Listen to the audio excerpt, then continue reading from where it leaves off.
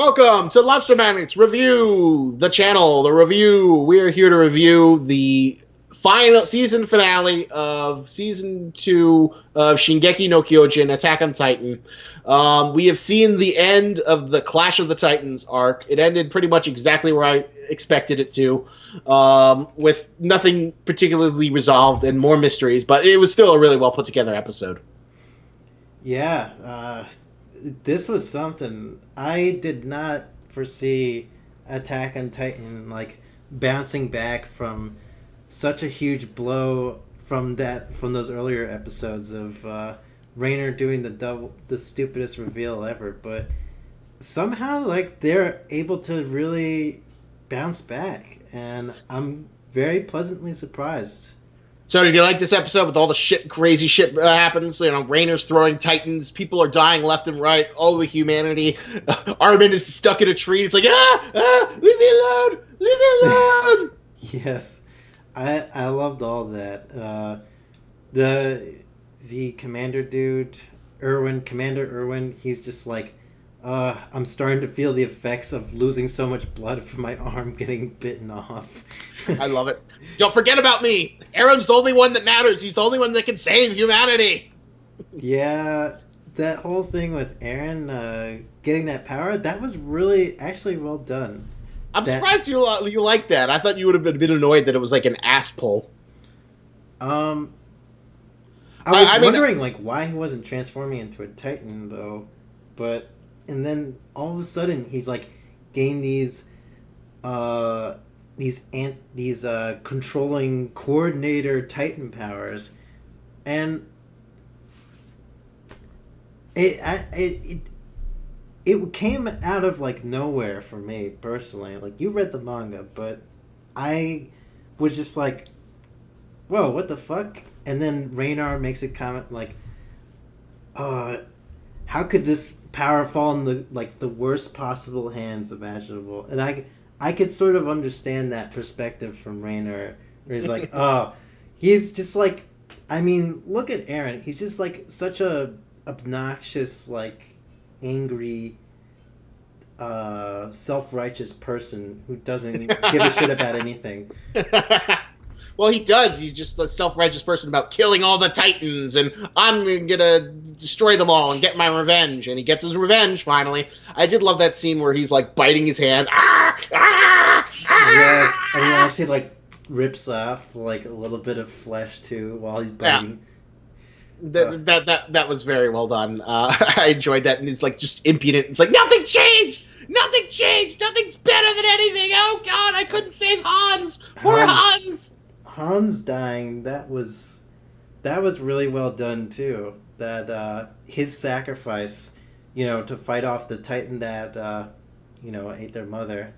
That was a very well done episode, I think. Yeah, it was a good all is lost moment, and then the coordinate felt really cool. The little animation, the little flicker of his hand coming out as he's reaching into the invisible ley lines that we will never understand to summon the power of the Titans and unite them all and send them at shit. It felt cathartic and it felt earned, even if it is kind of like a bullshit ass pull. And you're not going to learn about where that came from for a very long fucking time. I mean, yeah. How long has this manga series been going on, though? How many chapters are you in? 94. 94? Jeez. And I think this episode covered chapter either 50 or 51. Hmm. 1 second. You're being called? Yeah, Mom? It is? Okay, I'll be down there in a minute.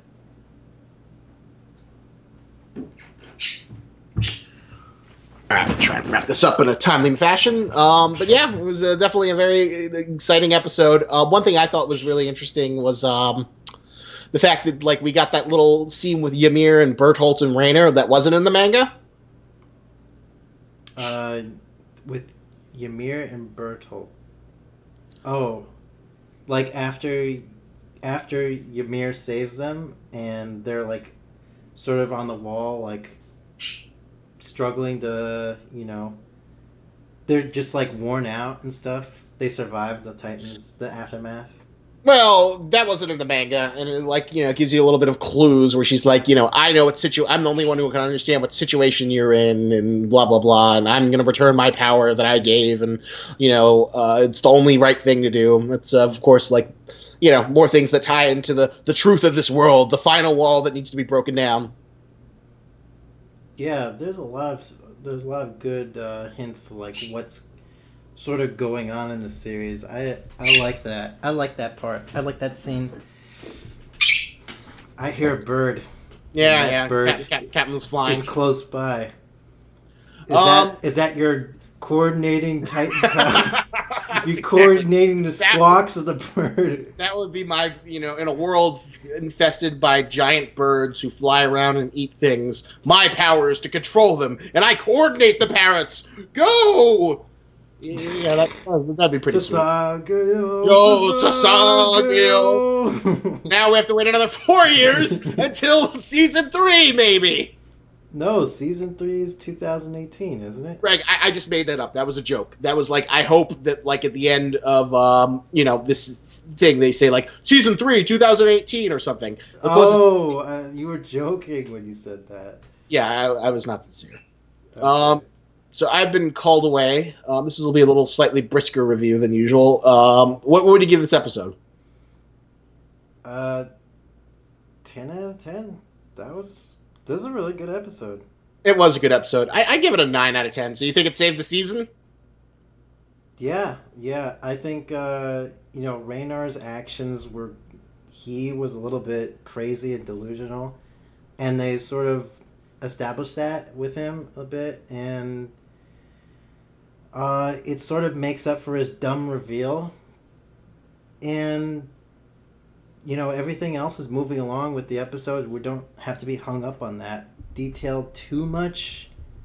Maybe there's like certain points where it's just like I'll be a little bit aggravated by that reveal, but I mean, this episode really moved things along, and I'm happy with where the story's going so far, and the animation quality and stuff.